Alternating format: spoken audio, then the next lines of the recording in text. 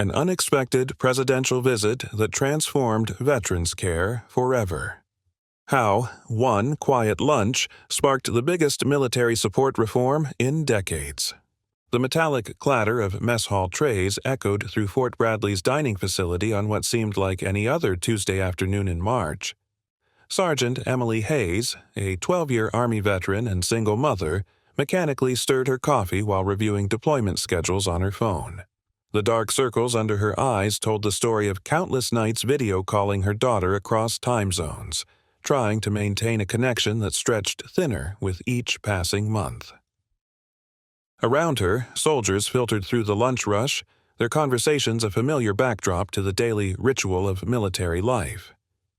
None of them could have predicted how the next hour would reshape the future of veterans' care in America. At precisely 12:47 p.m., the double doors swung open. The usual cacophony of lunch conversation died instantly. President Donald Trump stood in the entrance, accompanied only by 2 Secret Service agents and a military aide. No cameras, no press pool, no advance notice. Private Ryan Carter, fresh from morning PT and still nursing sore muscles, nearly dropped his fork. "At first, I thought I was hallucinating," he would later recall. "Presidents don't just walk into mess halls."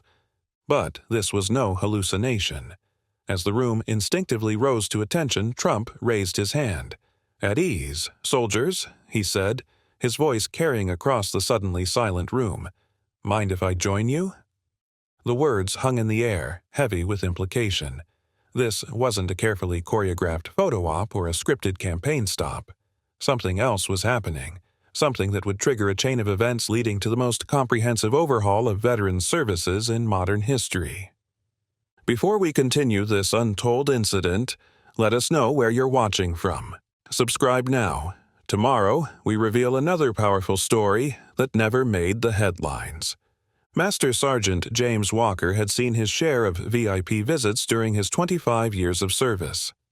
Standing near the coffee station, he watched the scene unfold with practiced skepticism. "They usually come with an entourage," he noted, "and everything's planned down to the minute." But as he watched President Trump navigate the mess hall with a plastic tray in hand, something felt different. The president wasn't working the room like a politician. He was moving with the deliberate purpose of someone who had come to listen. The mess hall itself was a testament to military efficiency. Industrial-grade stainless steel serving stations, institutional beige walls, and the ever-present hum of industrial refrigerators. It wasn't fancy, but it was functional, just like the men and women who ate there every day. Today, however, the familiar space felt charged with an electric tension that made even seasoned soldiers shift uncomfortably in their seats. Sergeant Emily Hayes hadn't planned on speaking up. As one of the few female senior NCOs on base, she'd learned to choose her moments carefully.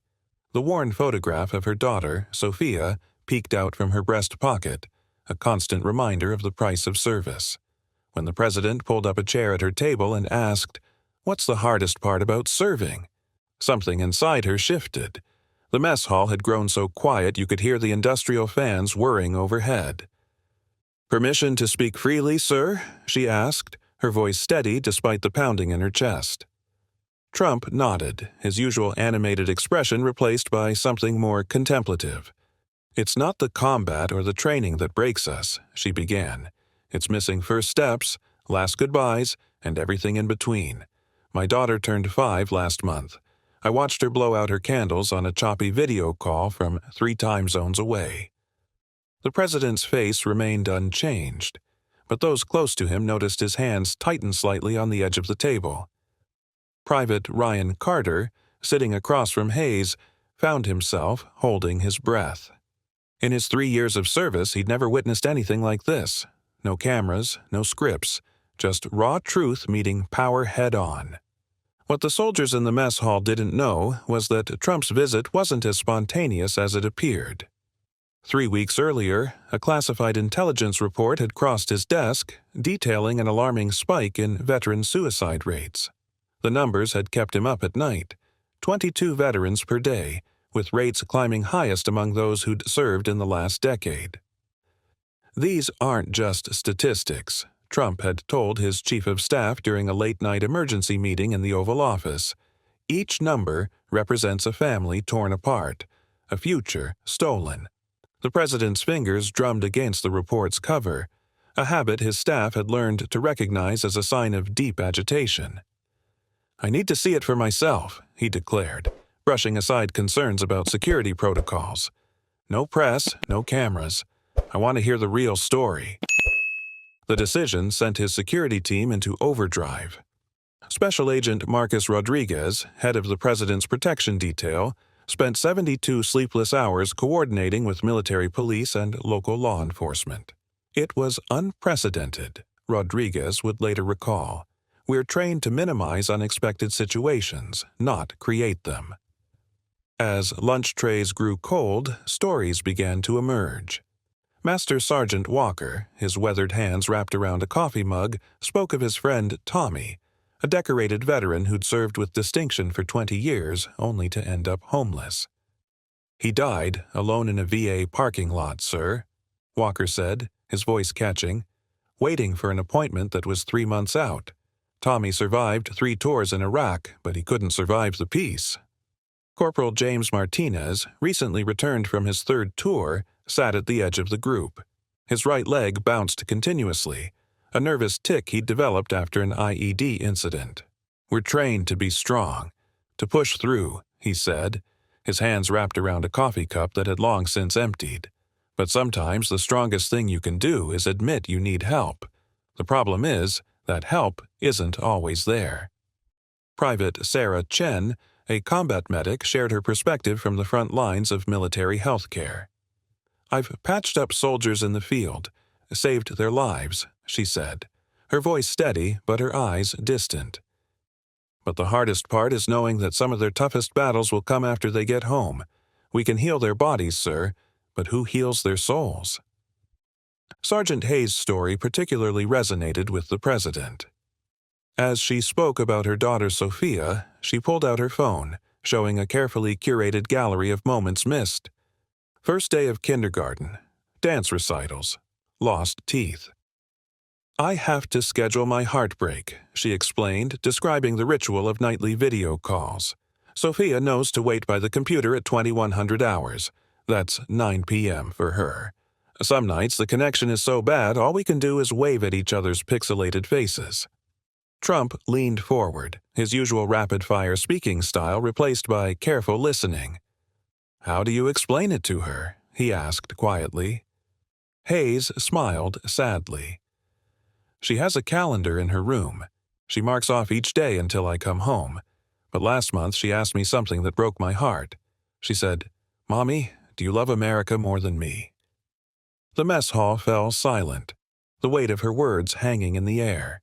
The president remained at the table for exactly 2 hours and 17 minutes. No phones were allowed, no recordings made. But according to multiple witnesses, something shifted during that conversation. Trump, known for his dominant personality, barely spoke. He listened, asked questions, and took mental notes. During a brief bathroom break, he pulled out his phone, making a series of rapid-fire calls that would set the wheels of change in motion. "Get me the Secretary of Veterans Affairs," he was heard saying. "No, not tomorrow. Now." 3 months after the mess hall visit, Washington insiders noticed something unusual happening in the West Wing. The president, known for his rapid-fire decision-making style, had become obsessed with the details of veteran care reform. Late-night strategy sessions stretched into early mornings, with Trump demanding increasingly detailed briefings on everything from VA hospital wait times to transition programs for retiring service members. He kept a photograph on his desk, revealed Senior Advisor David Mitchell. It showed Sergeant Hayes' daughter holding up her calendar, marking off days until her mother's return. Every time someone suggested compromising on the reform package, he'd point to that photo. The comprehensive Veterans Reform Bill that emerged was unprecedented in scope. Congressional staffers nicknamed it the Fort Bradley Revolution after its humble origins. But getting it passed would require something even more rare in Washington: genuine bipartisan cooperation. The political battle that followed would test Trump's resolve.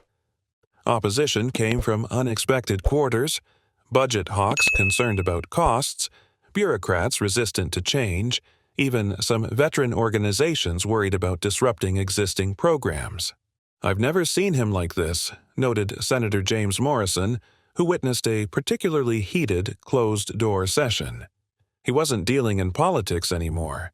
He slammed his hand on the table and said, "I've looked these soldiers in the eye. We don't get to fail them." The bill's provisions were revolutionary.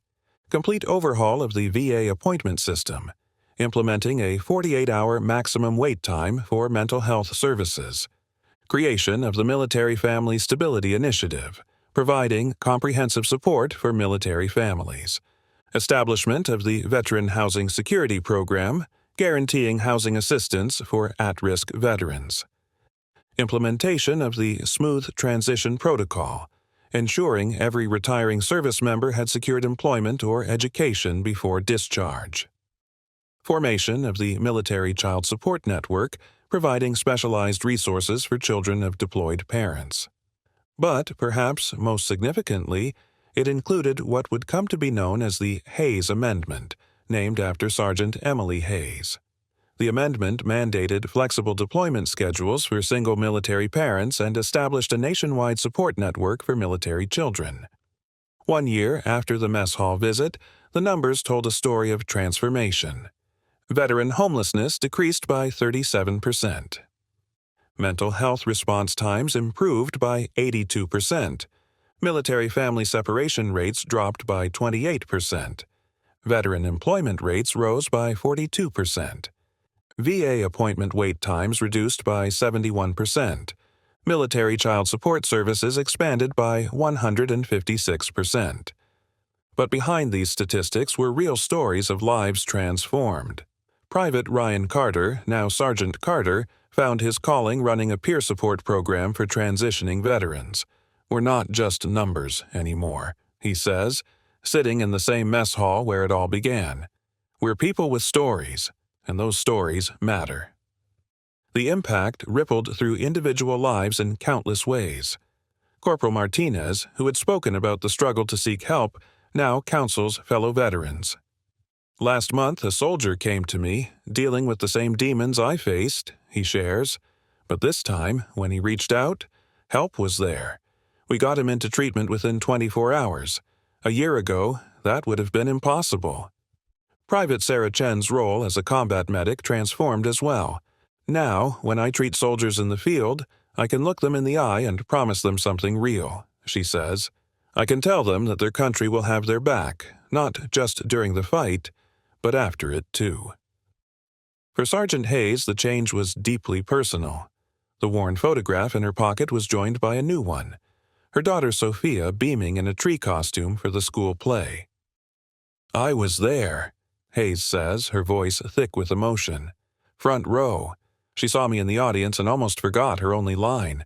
'I am a mighty oak,' she was supposed to say. Instead, she just shouted, 'Mommy!'" The Hayes Amendment had made it possible. Her deployment schedule now accommodated major milestones in Sophia's life. "We still have hard days," Hayes admits. "But now Sophia doesn't have to choose between having a mother and having a soldier serve her country. She can have both." Master Sergeant Walker's story took an unexpected turn. The man who spoke of his homeless friend Tommy now heads a veteran housing initiative that's transformed lives across the country. "Tommy didn't die in vain," Walker says, standing in front of the newly opened Veterans Transition Center in downtown Fort Bradley. "His story helped change the system. We've housed over 3,000 veterans this year alone." The center itself is a testament to the changes that followed that mess hall conversation. Modern architecture meets practical design, with everything from job training facilities to family counseling services under one roof. "We even have a children's play area," Walker notes with pride, "because we learned that supporting veterans means supporting their entire family." Perhaps the most profound change wasn't in the policies or programs, but in the military culture itself. Colonel Margaret Richardson, Fort Bradley's commanding officer, observed the shift firsthand, There's been a fundamental change in how we view service and support, she explains. Before, asking for help was often seen as a sign of weakness. Now it's recognized as a sign of strength. This cultural transformation manifested in unexpected ways. The base's mental health facility, once tucked away in a corner of the medical building, moved to a prominent location near the main parade ground. Location matters, Richardson notes. It sends a message: we're not hiding these services anymore. They're central to who we are. Exactly 1 year after his unannounced visit, President Trump returned to Fort Bradley. This time, cameras were rolling as he dedicated the new Veterans Support Center. But before the official ceremony, he made an unexpected request: to revisit the mess hall. The same soldiers were there: Hayes, Carter, Walker, and others. This time, they didn't stand at attention. They shared updates, stories of change, and plans for the future. Trump listened just as intently as he had that first day. "Show me your daughter's photo," he said to Hayes. She pulled out her phone, scrolling to a recent picture of Sophia at her school science fair. "First place," Hayes beamed, "and I was there to see it." The Fort Bradley effect, as it came to be known, spread beyond one base or one program. Other military installations began implementing similar initiatives. The VA underwent a complete cultural transformation, with patient care response times dropping from months to days. Dr. Rachel Martinez, head of the National Veterans Health Initiative, points to the mess hall visit as a turning point. "Sometimes it takes a simple moment to spark a revolution," she reflects. "In this case, it was the power of really listening to our service members." Today, Fort Bradley's mess hall has become something of a legend in military circles. Senior officials call it Ground Zero of the Veterans Revolution. A small plaque marks the table where Trump sat that day. But it's not the only reminder of what happened here. The walls now display photographs of military families reunited, veterans receiving keys to new homes, children hugging returning parents. Among them, prominently displayed, is a picture of Sophia in her tree costume, with Hayes in her uniform sitting proudly in the front row. The metal doors of Fort Bradley's mess hall still swing open every day, serving hundreds of soldiers. But now, alongside the smell of coffee and the clatter of trays, there's something else: hope. Sergeant Hayes still stirs her coffee at the same table. "Sometimes the biggest changes start with the smallest moments," she reflects. "One conversation, one story, one person willing to listen. That's all it takes." Private Carter, now a sergeant himself, adds his perspective. "People ask me if I'm surprised by how much changed after that day. I tell them no, because when you really listen to someone's story, really hear their truth, you can't help but be changed by it. And that's what happened here. One story at a time, one life at a time, we changed the future." As this article goes to press, the impact of that mess hall visit continues to ripple through the military community. New programs are being developed, more reforms are being implemented, and, most importantly, more stories are being heard. Was this just a story about a presidential visit, or did it reveal something deeper about how real change happens in America? Can a single conversation truly transform a nation? Share your thoughts below. If you believe in the power of listening and action, subscribe to our channel for more stories that matter. Because sometimes the most powerful moments happen when we least expect them. This is Alex, signing off.